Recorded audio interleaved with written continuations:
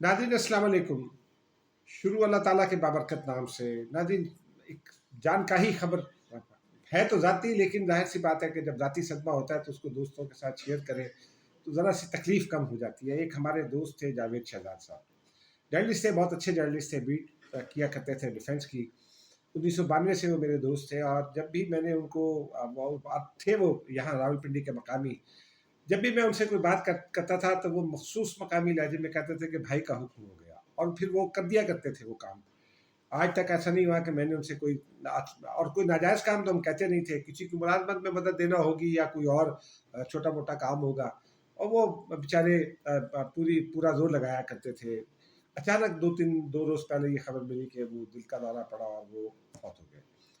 और ये ऐसा सदमा था कि खबर सुनकर चंद मिनट आप यकीन करें कि जिसको कहते हैं ना जिस्म शल होना, वो हो गया। अल्लाह ताला गनी के रहमत करे जावेद शहजाद को।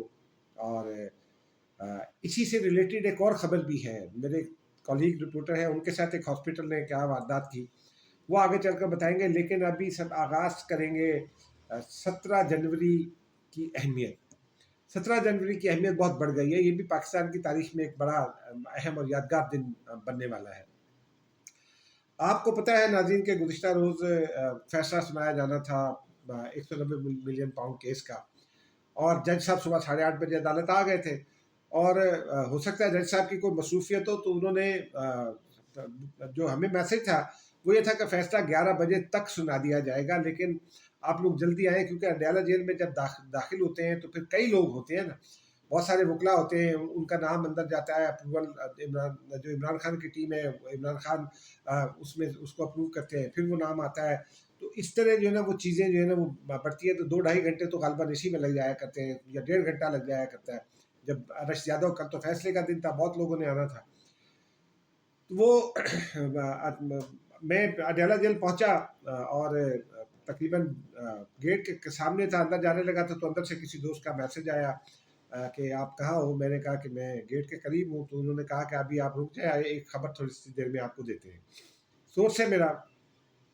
थोड़ी देर बाद उन्होंने बताया कि जज साहब बहुत बरहम है, क्योंकि बुशा बीबी को 8:30 बजे का टाइम दिया गया था, बुशा बीबी अब तक नहीं पहुंची, और ना ही उनके वकला में से कोई पहुंचा है। वकला अक्सर उनके लाहौर से आते हैं, चौधरी जहीर उनके वकील हैं, उस्मान रियाज गिल हैं, सलमान सफदर इमरान खान के वकील हैं, वो भी लाहौर से आते हैं। और भी 3-4 उनके जूनियर वकला हैं, उनमें से कोई नहीं आया। मैंने सरदार मुजफ्फर अब्बासी साहब से पूछा तो वो अडयाला जेल के अंदर ही थे।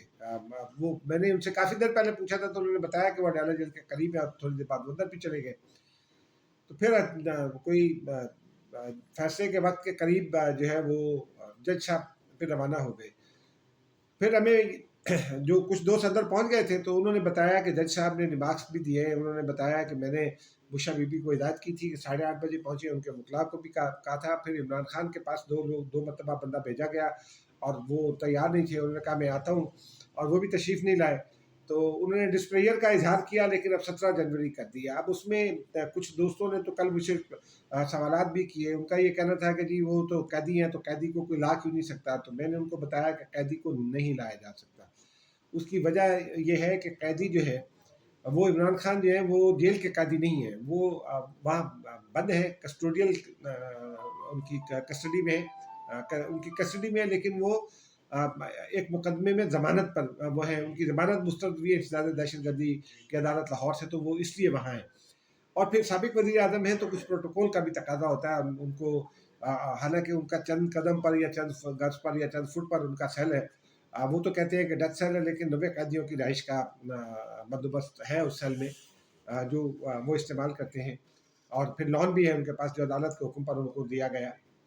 तो वो ये सब चीज़ें हो रही हैं, हो रही थी, चल रही हैं। लेकिन उसके बाद फिर मैंने ये पता करना शुरू किया, कहानियाँ भी चलना शुरू हो गई कि जनाब वो बुशरा बीबी नहीं आ रही थी, बुशरा बीबी आ रही हैं तो क्यों नहीं आई, और इस किस्म की बातें। फिर वो मुज़ाकरात हो रहे हैं, कोई कोई किसी का कहना था कि एस्टेब्लिशमेंट ने मुलतवी कराई है, किसी का कुछ और कहना था, किसी का कुछ और कहना था।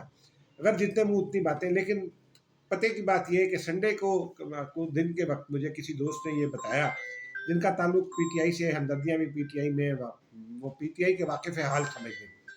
وہ یہ کہتے ہیں کہ انہوں نے یہ بتایا کہ بشا بی بی نہیں آئیں گی اور فیصلہ بھی نہیں سنایا جا سکے گا. یہ مینیج یعنی بشا بی بی نے کیا کسی طرح، اور اسی لیے پھر وہ نہیں آئیں.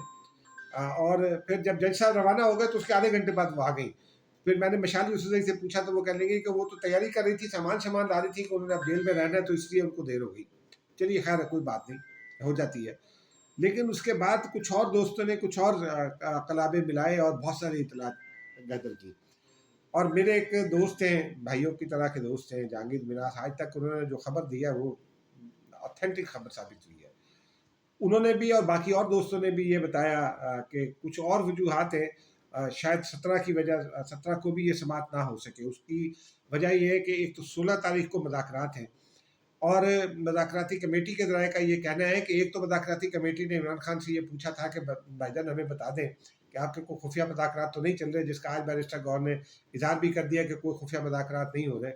بشا بی بی کے حوالے سے بھی تھا کہ جی ان کے ساتھ خفیہ مذاکرات ہو رہے ہیں، کیونکہ وہ بڑی وہ ایک واحد ہستی ہیں جن پر عمران خان کو 100% بلکہ 300% ٹرسٹ ہے، اور وہی عمران خان کے رویے کو تبدیل کر سکتی ہے. لیکن بشا بی بی کے ساتھ اگر مذاکرات ہو رہے تھے تو عمران خان نے تو دوبارہ نام لینا شروع کر دیا اسٹیبلشمنٹ کے لوگوں کے، جنرل آصف منیر کا اور لوگوں کا، اور شہباز شریف کا بھی نام انہوں نے بند کیا ہوا تھا، وہ دوبارہ سے لینا شروع کر دیا. تو اس کا مطلب یہ ہے کہ بات دال گل نہیں رہی. لیکن بہرحال، اور اس میں دوسری بات کہانی یہ ہے کہ علی امین گنڈاپور جو ہیں وہ فٹ ہے. وہ عمران خان صاحب کے ساتھ بھی فٹ ہے، بشا بی بی کے ساتھ تو ان کے اختلافات کی خبریں چلتی ہیں، لیکن اطلاع یہ ہے کہ وہاں بھی وہ فٹ ہے. کوئی اتنا ایسا بڑا ایشو نہیں ہے، اس لیے کہ بشا بی بی سماعت کے بعد واپس پشاور جایا کرتی ہیں. اور پھر جو ہے وہ گزشتہ روز ایک طرف وہ بیٹھے ہوئے تھے، درمیان میں آرمی چیف تھے، اور دوسری جانب محسن نقوی صاحب تشریف فرما تھے. محسن نقوی وہ شخصیت ہے جنہوں نے ان کو 26 جنوری کو یہاں سے ایک سیف ایگزٹ فراہم کیا تھا. اور خواجہ آصف بھی جو ہے وہ خیر وہ بھی موجود تھے، لیکن کوئی آدمی، سب آرمی چیف کے زیر سایہ سب متحد ہیں. علی امین گنڈاپور دونوں طرف فٹ ہے، اور سڑک اور وہ وکٹ کے دونوں جانب کھیلتے ہیں، جو کہنے کا مقصد ہے. لیکن ایک کہانی اور بھی ہے، اور مجھے اس میں بہت جان لگتی ہے، اور وہ اطلاع یہ ہے کہ 17 جنوری کو جوڈیشل کمیشن کا اجلاس ہے، اور اس میں اسلام آباد ہائی کورٹ میں جس کی موجودہ اسٹرینتھ 7 ہے، 7 سے بڑھا کر اس کو 12 کرنا ہے. اور اس میں دوسرا جو کام کیا جانا ہے، جو دوسرا نقطہ ہے اس کے ایجنڈے کا، وہ جسٹس عامر فاروق یا اسلام آباد ہائی کورٹ جا رہے ہیں، یا پھر وہ ریٹائر ہو جائیں گے. اگر وہ معاف کیجیے گا، اگر وہ سپریم کورٹ جاتے ہیں تو پھر تو اس وجہ سے ان کی جگہ خالی ہوگی، اگر ریٹائر ہوتے ہیں تو تب بھی خالی ہوگی. تو ان کے لیے لاہور سے ایک آدھ نام ہے جن کا کہتے ہیں کہ لگانا ہے، کیونکہ ان کے جو امیڈیٹ جونیئر ہیں وہ محسن اختر کیانی صاحب ہیں. اب محسن اختر کیانی صاحب کے اپنے بارے میں بہت ساری اطلاعات ہیں. وہ ان کے درخواستیں ہیں ان کے خلاف سپریم جوڈیشل کاؤنسل میں، ان پر بہت سارے الزامات ہیں. ایک کوئی سوسائٹیز کا کیس ہے جس میں وہ انوالو ہیں. اور پھر وہ ایک عمران خان کے انتہائی قریب ہوا کرتے تھے، وزیر صحت ہوا کرتے تھے، راولپنڈی کے کیانی صاحب، وہ ان کے رشتہ دار بھی ہیں، اور انہوں نے ہی ان کو جج لگوایا تھا. تو خیر، جب آپ جج لگنا ہوتا ہے تو رشتہ داری اور تعلق استعمال کر لیتے ہیں، یا کسی بھی پوزیشن کے لیے، اور جب لگ جاتے ہیں تو پھر آپ کو میرٹ یاد آ جاتا ہے. یہ بھی ہمارے ملک میں ایک بڑی کہانی ہے. لیکن بہرحال اب اس وجہ سے کہتے ہیں کہ چونکہ وہ کنٹروورشل ہیں تو اس لیے ان کی جگہ کسی اور کو لگایا جانا مقصود ہے. اور لاہور ہائی کورٹ سے جج صاحب کو بلا کر چیف جسٹس لگایا جائے گا. پھر 5 مزید تقرریاں کرنی ہیں یا 6 کرنی ہیں، کیونکہ عامر فاروق صاحب اگر چلے جائیں گے تو 6 کرنی ہے. تو وہ نومن کلیچر اسلام آباد ہائی کورٹ کا تبدیل ہوگا. پھر جو عمران خان کو اگر 17 کو نہیں سنایا جاتا اور بعد میں سنایا جاتا ہے تو پھر بھی جو ہے وہ اس فیصلے کی اپیل اسلام آباد ہائی کورٹ میں آئے گی، اور وہاں پھر فیصلہ ہوگا. تو وہ ہاتھ کون سی ہوں گے. ایک نقطہ اس کا اور بھی ہے کہ حکومت اور اپوزیشن کے مذاکرات ہو رہے ہیں. پی ٹی آئی یہ سمجھتی ہے کہ ڈونلڈ ٹرمپ کے اقتدار میں آنے تک یا اس کے 5-10 دن آگے تک اس کو اس فیصلے سے بچنا ہے. تو وہ اسی لیے میری اطلاع یہ ہے کہ بشا بی بی نے یہ مینیج کیا تھا کہ کل فیصلہ نہ ہو سکے. تو وہ جو ہے وہ اس کا انتظار کر رہے ہیں. اور دوسری جانب حکومت چونکہ عالمی اسٹیبلشمنٹ جو ہے، جیسے امریکہ سمجھ لیں، یورپی یونین سمجھ لیں، وہ انسانی حقوق کے نام پر واویلا بھی کر رہے ہیں. تو ان کو پاکستانی حکومت یہ دکھانا چاہتی ہے کہ ہم تو پی ٹی آئی سے مذاکرات کر رہے ہیں، یہ تو پی ٹی آئی ہے جو نہیں آتی. تو بہرحال اب دیکھتے ہیں 17 کو کیا ہوتا ہے، فیصلہ سنایا جاتا ہے یا نہیں. اس معاملے میں اتنا ہی کافی ہے. آپ وہ ذرا خبر سن لیجیے. खबर ये है कि मेरे एक दोस्त हैं, भाइयों की तरह के मोहल्लेदार भी हैं और मेरे कॉलीग भी हैं, क्राइम रिपोर्टर हैं हमारे उस्मान भट्ट। वो पिछले दिनों में रावलपिंडी में सादकाबाद में एक निजी हॉस्पिटल गए और उनको चेस्ट इन्फेक्शन था।